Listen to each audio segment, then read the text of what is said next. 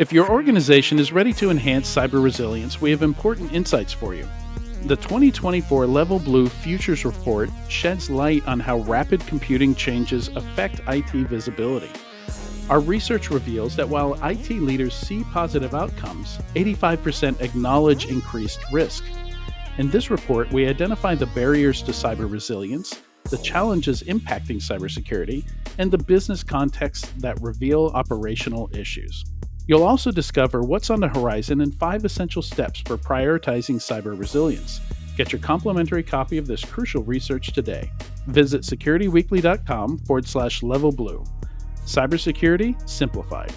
ThreatLocker implements a least privileged approach to cybersecurity, blocking every executable unless specifically authorized by your team. This methodology mitigates ransomware, supply chain attacks, and zero-day exploits. It ensures 24/7, 365 protection for your organization. To learn more about how ThreatLocker can help prevent known and unknown threats in your digital environment, safeguard your data and operations from threat actors, and align your organization with compliance frameworks, visit securityweekly.com/ThreatLocker.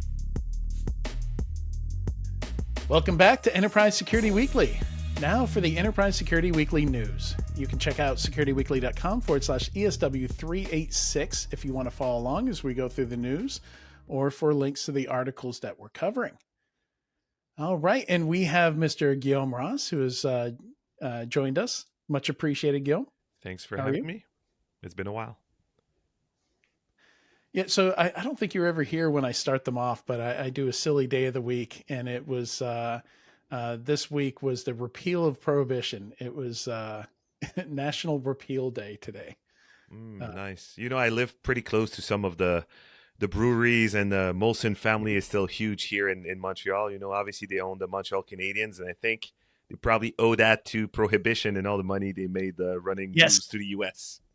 Because Montreal came up in the my research for this story. Sometimes it's just silly stuff we cover, like it's National, Chocolate Bonbon Day or something like that. But this one was easy, or was more interesting. I dove into it. So it wasn't actually illegal to consume alcohol in the U.S. It was just illegal to sell it. Found out a lot of folks. So Quebec also flirted with prohibition, but it was province by province. So it was all over the place in terms of like when alcohol was allowed, when it wasn't allowed. Quebec was the only one that enacted and repealed it in the same year. They very short relationship with prohibition of alcohol. And in fact, because Quebec was a convenient train ride from the eastern seaboard of the U.S., it became a mecca for thirsty Americans. I'm just reading the quote here, even inspiring the song "Hello Montreal." Oh, well, I learned something today. Yeah, so you guys, we're a alcohol destination, tourist destination for Americans during that time. Yeah, well, I mean, it's not as obvious now, but even 20 years ago, you'd go to like St. Catherine Street downtown in the summer on a Friday, and you knew we were a destination for Americans, especially like the 18 to 19-year-old ones. Oh, wow. Yeah. Different age limit. Yeah, I grew up in Buffalo, and so we were right across the border. And so there were a heck of a lot of kids, when they were legally 18. I'm not going to talk about pre-18 and IDs and the ability to scratch off your birth date on your license back then, but a lot of 18s crossing the border, which probably wasn't super smart because then they were coming back home. Yeah, right. Inebriated. Yeah. All right. Well, let's jump into it. There's a couple key things I definitely wanted to cover with you here, Guillaume. But starting off with the funding, we're seeing we've actually seen a lot of acquisitions this year, presumably from startups that are maybe not going to raise another round, that raised most of their money when capital was very cheap and was easy to get funding. But seems to be slowing down now. And the most interesting one I think I've seen in the last couple of weeks was Upwind, which raised $100 million for a CNAP. kind of talking about like disrupting the CNAP space. Like, are you getting the sense, Guillaume, that we're this far into, Wiz and Orca and all that it's already time for like the Kenna security of CSPMs of CNAPs? Maybe. I think this one is quite impressive because of the number. And I mean, I don't even know what Series A means anymore, right? Because people now do like, oh, $15 Huge. million pre-seed and then a $50 million seed and then 100 million. But the company's been around for like a year and a half. And I saw in some articles, I think their revenue is rumored to be somewhere between 20 and 30 million AR, which Same. I mean, that's impressive if it's true. And so maybe that means that Wiz is building a huge platform. I think people like it in general, but it is quite expensive. And so maybe people are looking for options, and maybe actually Wiz is having so much success that it's actually increasing the size of the market and making room for different solutions that work differently. So I guess we'll see in a year or two. Do they go from that really fast 20 30 million AR to 150 million AR real fast, or does it stall? Right. Yeah. And it does sound. It reminds me of Wiz's story, right? Like Wiz grew super fast. So fast we could hardly believe that they already had that amount of funding and that amount of revenue in such a short amount of time. Like I think Wiz is less than 5 years old, right? Yeah. That Wiz itself is not all that old. Yeah, no, it was also super fast growth, right? And you remember they bragged about their I think it was 100 million AR, which Yeah. brought a lot of okay, but what is Uh, AR and so on. But it still remains that you look in the market, and it is pretty common for me to talk to people that actually use it, whereas there's a lot of other companies that you hear about, you see the funding, and you all. I know you also, Adrian. You talk to probably like 100 different companies a year, and there's some of these products out there that got pretty good funding, and yet you never ever hear of them, see them in the wild, and then yeah. suddenly the company just completely crashes and gets acquired for like $5. So we'll Yep. see. We'll see which one is going to be for them, but that's a lot of money to raise early on. So the expectations, I'm sure, will be huge. Yeah, I mean, time is really the only thing it tells us if they were, faking it till they made it, or if they're really a whiz or if they're more of a lace work, right? Yeah, so we'll see. Let's see what else do we have here. Tuskira was interesting. I noticed Richard Steenan on LinkedIn was trying to figure out how to categorize them. I'm also not sure how to categorize them because they talk about vulnerability management, but then they also talk about like doing real time, like preempting threats, real Unified time AI threat insights. Yeah, defense. yeah. I mean, it sounds like CTEM maybe, but there's just not enough information to categorize them. I think based on what they've told us so far. So I'm not sure if it's another Nucleus or Vulcan, or if it's uh, a Jupiter One or an Exonius, because they've got like 150 integrations. So I don't know where to put them. I don't know if you Yeah, when I see like know. security mesh integrating data from 150 different tools, kind of sounds like Axonius, Jupiter One, maybe even the SIM. Like it's really hard to tell.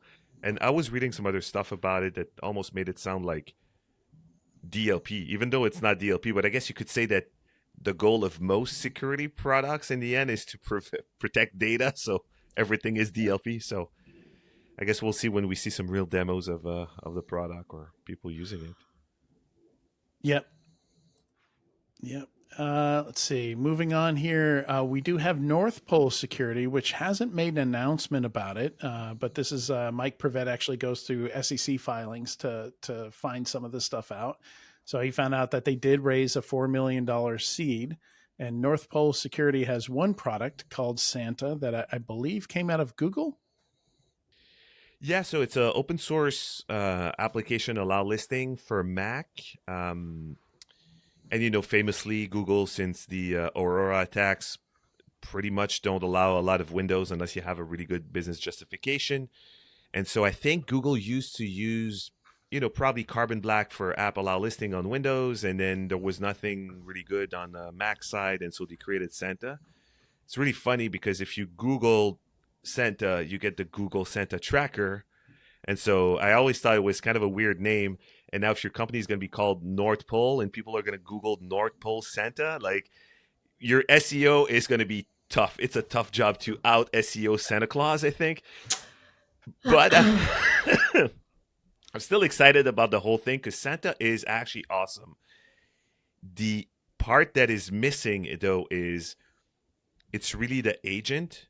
It supports synchronizing its rules from a server, and there's multiple open source servers that exist. But I think what I'm wondering is North Pole going to make the server that goes with Santa and have like an integrated solution, or are they really only going to work on the agent itself? And if so, how do they monetize it? And then do they have plans to be maybe cross-platform at some point? I'm actually a pretty big believer in application allow listing. I think that it's super useful, and it never really caught on because the UI to do it was always, hard to use, hard to deploy, or was expensive.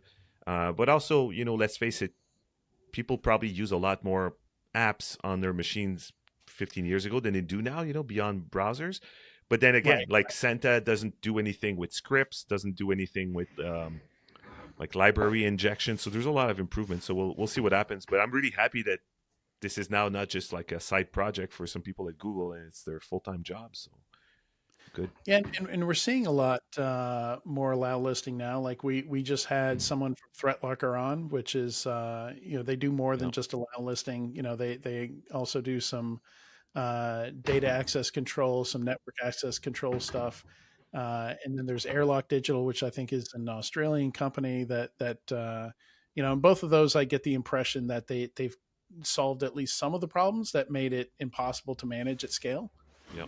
So, yeah. It definitely help a lot, if we get to the point. And this, right now, just looking at the documentation for Santa, really getting OS query vibes from this. And we've seen a couple companies built around OS query. So yeah. And actually you can manage Santa from OS query, or at least you could at some point. So there was a OS query extension that lets you essentially configure Santa via a table in OS query, right? So you're using SQL statements to write, a new line in the table that says, oh, this hash or this certificate or, this path or whatever is now allowed or disallowed. And that was a nice way to use Santa without a server. You can also use Santa just like command line if you want, right? Which, at home, if you're a Mac power user, you might want to do. And even if you're not blocking anything, it actually has really good logging. And so kind of like, people on Windows will deploy something like, what's it called? A sysmon to get additional logging and so on. Having Santa on a machine gives you a lot of good information about execution that on, maybe more detailed or at least different than out of the box logs from macOS. So if you manage a macOS fleet, I highly recommend you check it out. It does look like the beginnings of a really helpful tool, but as you noted, I do worry a little bit about Google categorization and SEO. Like, for instance, what's going to happen when it starts picking up, for instance, their explanation of binary authorization? How Santa makes allow or deny decisions for any execution taking place. A 10-year-old is going to read that and have a different interpretation. I also like Santa AD, a root daemon that makes decisions. This is going to become confusing for a lot of small people. Well, and a lot of LLM generated answers. Yeah, exactly. Exactly. Santa does controlled execution, and it's a demon. Yep. Yeah. I just hate it when Santa executes me for Christmas, but there you go. If you're not good, Santa will make his allow or deny decisions. Yeah. The naughty nice allow list. Well, maybe that's where it came from, right? Naughty nice. Oh no, that's totally where it came from, and it's a good name, but it also is what makes it terrible. Oh, Always check those so LLMs, folks. Always double check your accuracy. yeah. So I definitely needed you here, Guillaume, to I think explain why number four, Fleet's addition of escrow disk encryption keys is potentially exciting to admins.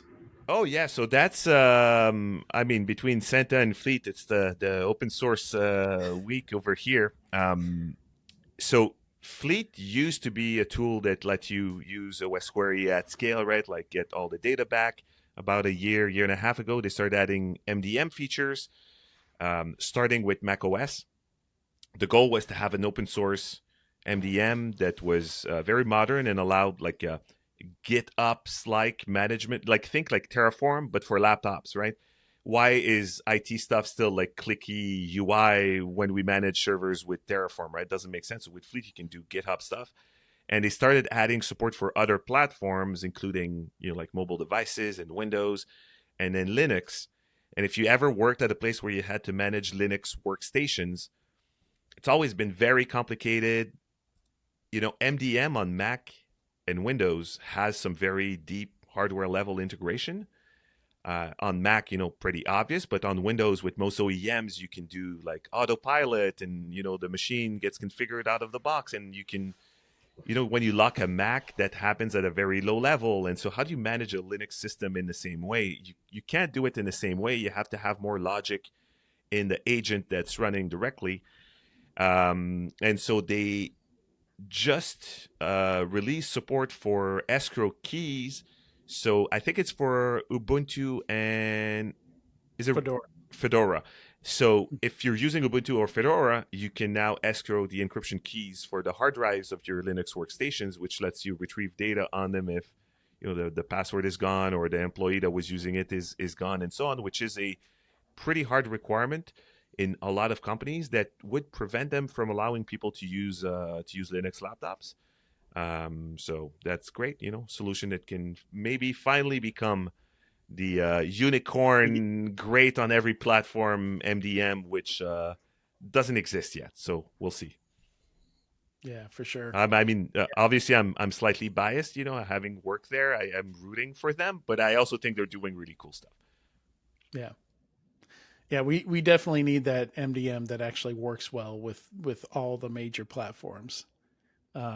That's just a constant discussion I see in Slacks. Like, all right, I'm at a new place. What is everybody using for MDM now? Is there anything better? It's honestly in some places it's so bad where they have like one for iOS, one for the Mac, one for Windows, and then you think, do I need a MDM management tool, MDMM? Do we make that a new category? Can you call Gartner, have that acronym created? Yeah, yeah, yeah. It's nuts. So something fun that I wanted to talk about here that actually I talked about in a different forum over at IANS. We they do like a weekly Zoom with IANS clients, and I got to talk about this. But number six, the nearest neighbor attack, is a fascinating story where these Russian attackers, this is before the invasion of Ukraine, were targeting this organization in Washington, D.C. that worked with Ukrainians. And we don't know the identity of the company that got hacked. But basically, I'm assuming it was something like OWA, using that to verify that they did have valid working accounts for employees.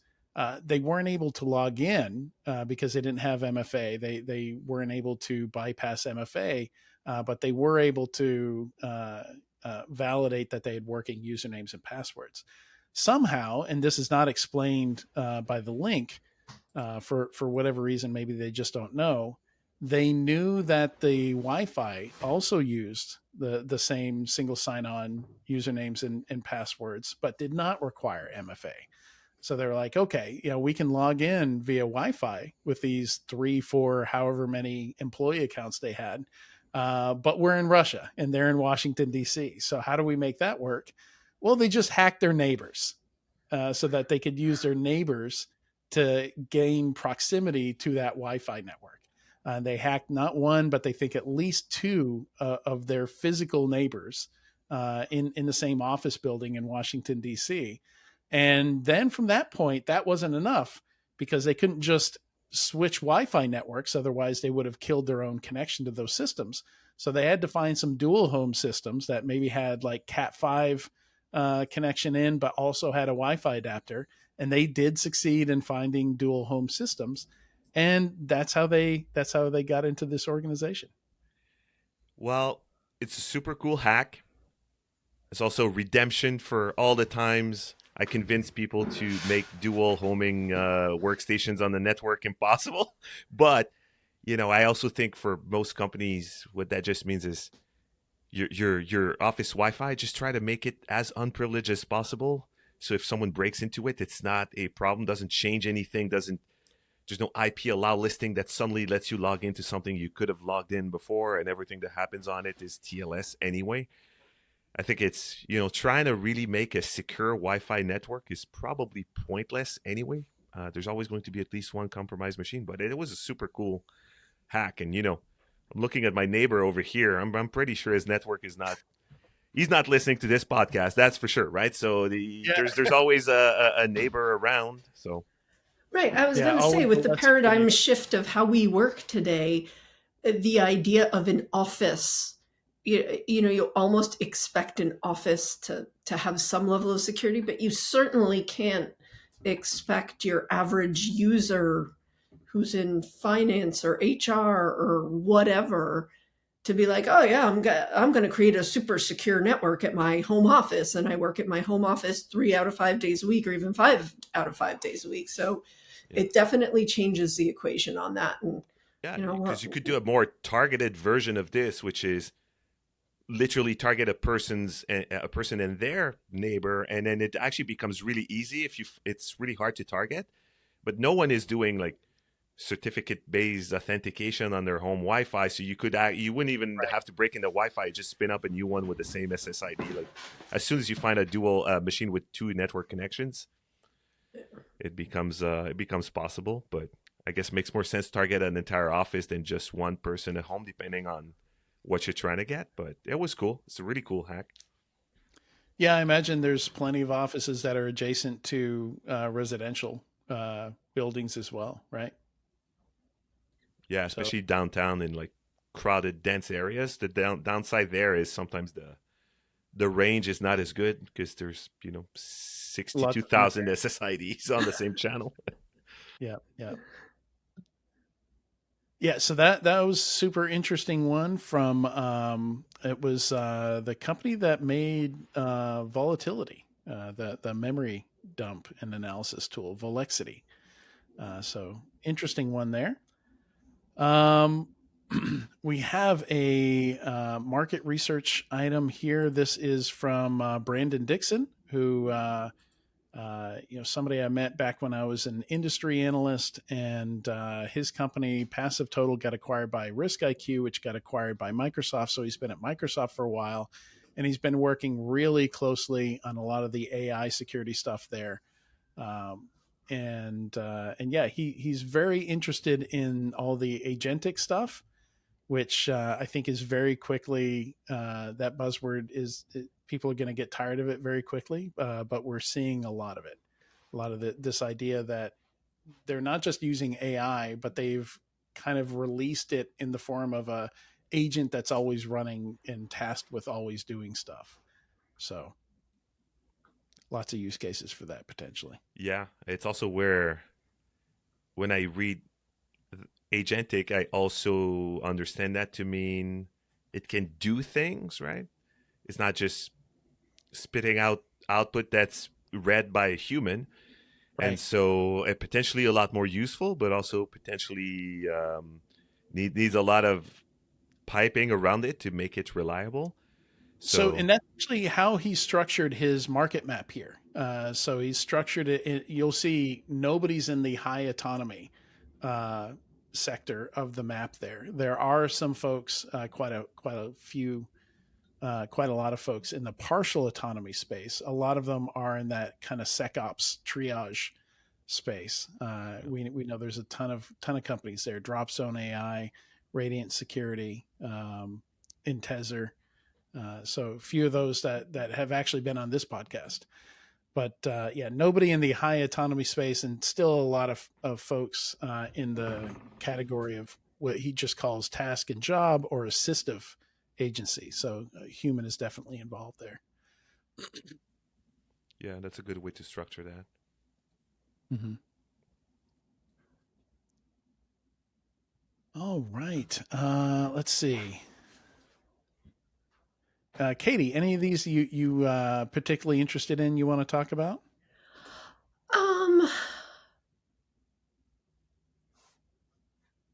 I number 11 I can come back scared to me you a on that. little bit, and I don't really love the way that it's 11? structured. The workplace has become a surveillance state. There's a report from Crack Labs and the use of motion sensors and wireless networking to monitor offices. I think it's a little bit of FUD being used here. I mean, if you go out in public, and we talked about this on the last interview too, or on Teresa's interview, if you go out in public, you know that surveillance cameras are in use, and it's not necessarily to make us a surveillance state. It really is to, try to weed out any bad behavior, and it's just part of where we are in the world today, and it's not going to stop. But I do think we need to be really careful about the way we use and store data as organizations. As Teresa was saying, we were talking about TSA, and they say, oh, take your picture, and we immediately delete it. There's very little trust, and I think stories like this don't necessarily help. And I think in the No. US, we're a little more lax on personal privacy than maybe other places in the world for historical reasons. And, I think this just got, creepy crawly under my skin a little bit when I read it. And I think it was partially intended to, because it talks about the things that we really don't want to talk about openly. But I think it should also be a pivot point where we say, no, what are we going to do about it? Because there's not a whole lot of consumer push to end this. And we know how big tech feels about this, I don't think right? there's awareness of it. Well, I think to some degree there is. We keep getting all of these big tech companies going to our governments and saying, no, don't regulate us, like on social media.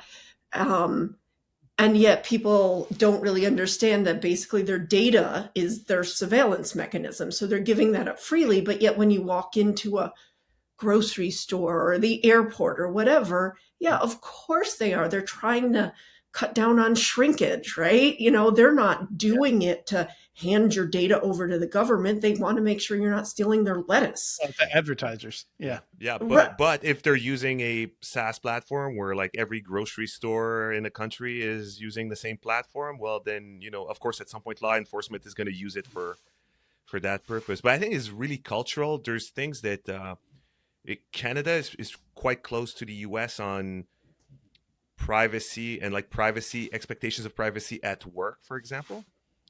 But like you go and try in like a German office to say we're going to install like motion sensors everywhere to measure like in office attendance and so on, and people are probably going to show up with pitchforks, whereas here it's like so one of these vendors is Swiss, and one of them is based in the UK. Yeah, just to throw that out that there. was what was really kind of creepy crawly to me, because I think like you, Guillaume. I think like, hey, you go into a German office and they're going to be like, nah, but yeah.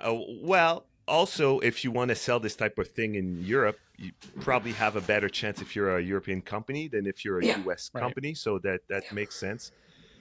Like there's a local to me, which I'm not going to name, but they essentially want you to have your webcam take photos of you through the day to do sentiment analysis on your face So then you can have like anonymized reports sent to managers saying like, Guillaume looks Wow. angry, but it's just like I have angry, like You skeptical have resting resting bitch face. face. RBF.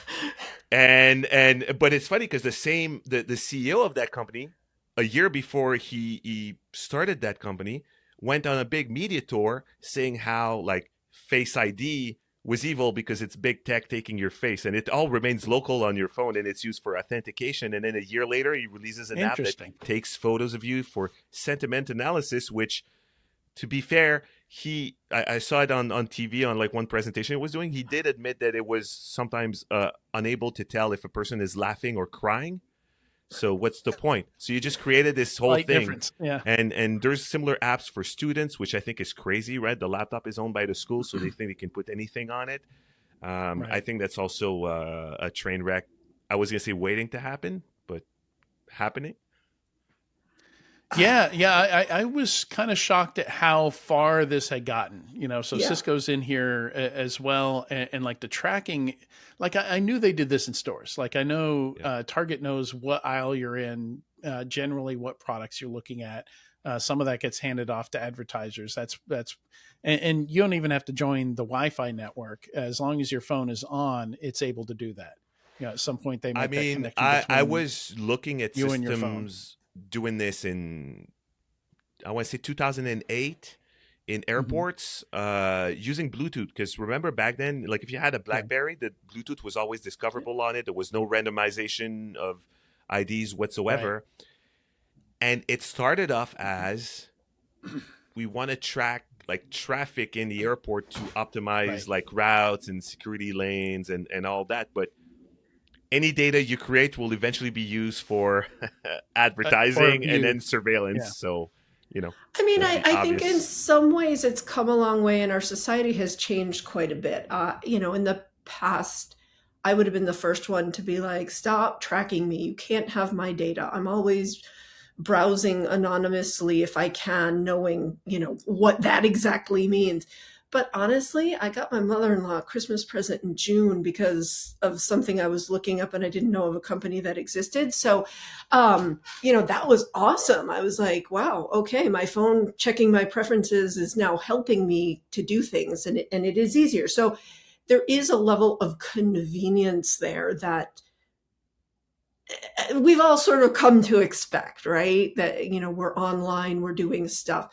It just gets a little more, there is such a blur between our home and our work lives, especially for those of us who work at home, that the idea, and yes, if it's a company owned laptop versus a personal laptop, but then again, I can access my work email on any laptop, right? I've got 3 of them. It doesn't matter.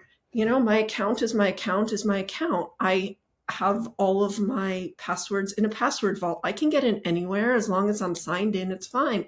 And so that blurring and just what you said, Guillaume, about facial, taking pictures and what if that instead of, I'm on the Eastern time zone. What if it's my 8 o'clock, but it's still 5 o'clock Pacific time? And now all of a sudden they're taking pictures of my face when I'm looking at Yeah. Target to buy toilet paper. I don't know. Well, It there's so just, many edges. What if they capture a crime?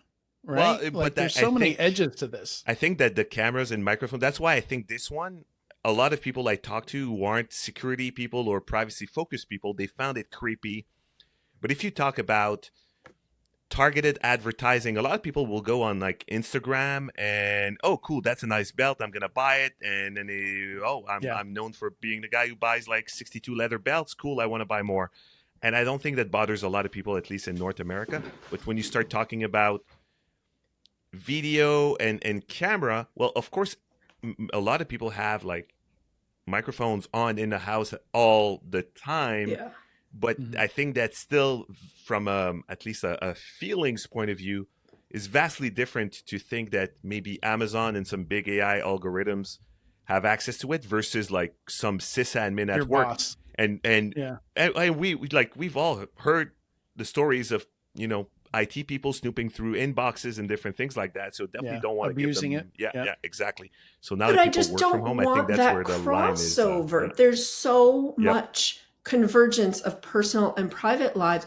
And believe me, I'm as aware as anybody. And I don't really do a whole hell of a lot wrong. I'm kind of a dork and, I don't do things I'm not supposed to really very much. I mean, yeah, sometimes I look at BuzzFeed during work. Like that's the extent of how, crazy I can get sometimes. But the idea that my corporation, and I know mine isn't, I know they're not because I've had myriad talks on this, but the idea that a corporation I work for could be trying to track all my movements and my keystrokes and my facial. I mean, part of the reason I work at home is because I hate being in an office where if somebody says something stupid, I have to think more about my face than I do the Yeah. content of the conversation. I mean, that's a legitimate reason to work from home. It just sounds exhausting, right? It's Like every exhausting. time I hear about a company that is like firing people because they failed too many phishing tests, I think, oh man, what are they going to do with this technology? Like, uh, yeah. Guillaume, take us away to your latest blog post. Yeah, so that's actually a good segue into it. So I wrote, was it last week, a blog post about using Apple devices when you work from home. And I get the feeling that Apple thinks that people either have a Mac at home or they have a work Mac, but that there's no one in the world that has both. And so you can see that in product decisions like the iMac could be used as a monitor before. So it was great. You have your home computer, it's the iMac, you use it as an external monitor for your work laptop. Great. Mm-hmm. When they released the Retina iMac, they couldn't do that anymore. There wasn't any like wired bus that was fast enough to drive like a 5K screen. So they removed it. But that was what, like 2014. They never added it back. Their hardware monitors only have one input. But then you see that in software where I think they're trying to protect people's privacy, but because they keep everything completely separate, it forces people to, or it drives people to make decisions that are actually more dangerous. So, for example, there's like great features that allow you to use your iPhone. Like an iPhone makes a great webcam, right? Mm-hmm. Guess what? Even if you're using it in wired mode, you need to be on the same iCloud on the on the phone and the Mac. So what do some people do? They log in with their personal iCloud account on the work Mac just so they can use the phone as a webcam. And it's the same thing if you're using like your iPad in Sidecar to use it as an external monitor. If you're trying to use like a Vision Pro as a Mac virtual display, it always requires you to be on the same iCloud. And I understand there needs to be some authentication there, and you definitely don't want to open up the device to being completely backed up. That's another thing you got to do, right? You hook up your phone to your Mac, to your work Mac. You need to trust it. Guess what? When you trust the Mac, there's suddenly a bunch of things that the Mac can see on the phone. And I think that by trying to keep the things completely separate, it's actually hurting security because there's a lot of people making decisions that are way more dangerous than they think. And when I talk about this with security people, I think it doesn't resonate as much because they all say like, oh, we block personal iClouds and we only use managed Apple IDs, blah, blah, blah. That's not the reality for most people out there. They have a terrible work Mac that is unmanaged, that an IT person probably has access to. And now that personal Mac probably has a copy, that work Mac probably has a copy of their iCloud file. So I don't know if anyone from Apple product management is listening to this, come up with a way that we can trust, like just use the display, just like you do with CarPlay. CarPlay doesn't require your car to be able to log into iCloud with your iCloud account and download all your files. It's just streaming an image. I just want to stream my Mac's screen on my iPad or my Vision Pro, or stream the webcam from my phone to my work Mac. Turn it into a dumb device. Right? That's it. Like a dumb webcam, dumb extra screen. If it means things like, copy paste is not like super smooth, you can copy from one place to the other or whatever, like, I don't care. But, of course it's Apple, so they want like the full experience or nothing. But I think it's endangering people right now. Speaking of endangering, and we don't have this on the list, but did you guys see the report that the FBI warns people, quote unquote, to stop texting.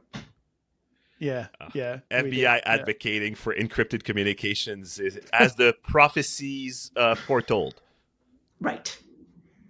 Oh my goodness. Yeah, yeah. You don't want backdoors anymore? What? Say that again. What? Yeah, it's almost like I think what they would like to see is for RCS to have encryption built into the protocol so that it works across different devices and not just Google messaging. So we'll see. Yeah, what a mess there. Yeah, it's I've been getting a lot of questions about this from friends and family, and yeah, it's so weird that yeah, FBI says he should use WhatsApp or Signal, basically, right? Breaking news. Yeah, well, I mean, Uh, on iOS, it as long as you iMessage or FaceTime, it's good. But FaceTime iMessage is the default for iPhone to iPhone messages, right, but FaceTime voice is not the standard if you're calling someone on an iPhone. Like it still defaults to a voice call. Like by default, just go in right. contacts and then across devices, it's not good. But like, who knew we needed end-to-end encryption to protect ourselves from network intrusions? Yeah. Um, yeah. So I don't know on the Apple thing. Is it maybe if somebody's going to give out a work Mac, they also have to give out a work iPhone and iPad with it. And I got so It's got to be a many. bundle now. You need a bundle, the full bundle. Yeah, pretty much. I mean, I already have like 4 Macs in my office. Like personal desktop, personal laptop, one work What's Mac, one more? different work Mac. So what's one more? Everything to go with it, right? Well, for you, but now you have 12,000 employees and you have to get people a computer, Yep. a phone, And and a tablet. Yeah, that's not going to happen. yeah, nope. And Yeah. I mean, just from like user friendliness point of view, you even see that in like their mouse and keyboard that only pair to one Bluetooth device. Yeah. Guess what? I would like my desk to not have like 5 peripherals on it, but you can't do Right. that if you buy their gear. And I'm trying to think like people who work at Apple, do you bring your Apple laptop at home and then you disconnect your personal Mac from your studio display and then you grab a new cable and you hook it up? Like, how do you live like that? Yeah, I mean, yeah, it's a really good point. Like, I mean, it's an opportunity for third parties, right? Like I was using a software called Duet Air. Yeah, I instead of use a Sidecar. Luna display dongle to use my personal iPad as a Yeah, monitor for and there's tons of Logitech keyboards that will connect to 3 different Bluetooth devices, and they just have some kind of switch or button that you press to toggle between the different devices. So I guess you kind of have to go outside the Apple ecosystem to solve this for now. Yeah, Although I will exactly say parts of it. my phone won't connect to my car without a cable. And I didn't want to spend the money on a Yeah. manufacturer, so I used an aftermarket third party, and it won't connect consistently. So occasionally while I'm driving and I've got the GPS on, which I have to, of course, plug in because it won't connect wirelessly for some dumb reason, I occasionally lose my directions.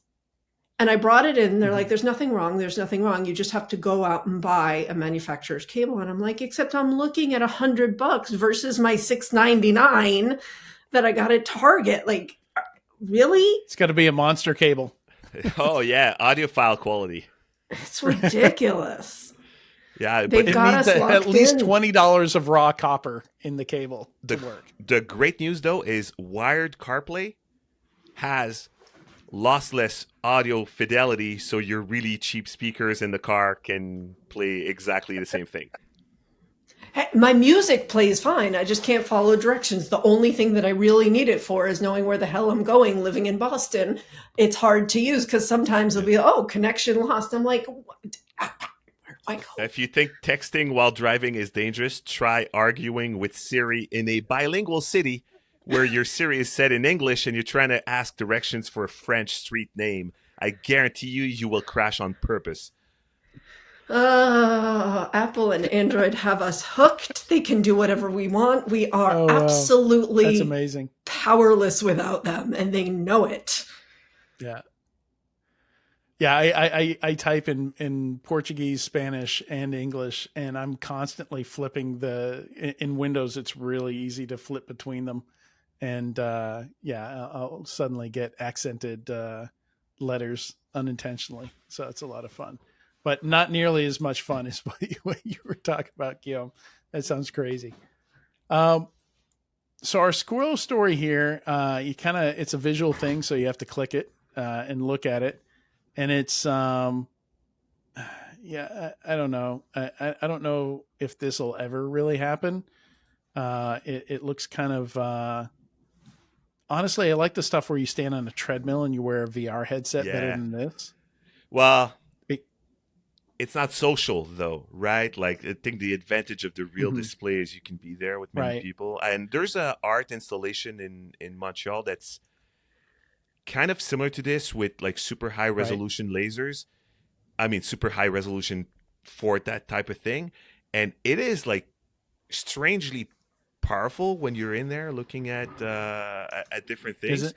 But I just know that someone, like some MSSP out there, is going to buy this only to put some fake graphics that relate to their SOC metrics. And I'm extremely depressed imagining the poor SOC analyst sitting. A pew pew map? Yeah, the 360 everywhere you look pew pew map, and I imagine the SOC analyst like trapped in it. So that's a sad vision of the future of work in the 360. So for people listening, this is a display that kind of wraps around you. It doesn't go to the ceiling, but it covers 3 walls, and you walk on it. It's on the floor. And it's a moving display. So, in this, it's a stream, the guy's walking across the rocks. You can't really see where the corner is. It kind of curves from the floor into the wall. It looks nice, but I'm not sure exactly what you're using this for. The killer app is so obvious. It's Dance Dance Revolution times 1,000. An arcade? Yeah. So definitely, but it's probably going to be like a $3 million arcade. So yeah. It kind of reminds me of the recording studio they use for The Mandalorian. I forget, there's a name for it, and I forget the name for it, but it's basically you get like the light reflected from the environment on the actors' faces. So there's like a lot less work to do in post. It's easier for the actors because it feels like they're there. It has a very basic name, and I've forgotten what that name is. Well, but, I've seen it looks referred like to Guillaume's as like looking it up. LED wall, I think is what I heard. Stagecraft. Is it? Yeah, Stagecraft is its official name. But it's essentially like a really big LED wall and trying to do things while you're shooting them instead of adding everything in post, which saves a lot of time, I guess. So. Yeah, so this looks a little bit like a scaled down version of that. Yeah. Available in a SOC near you in 2028.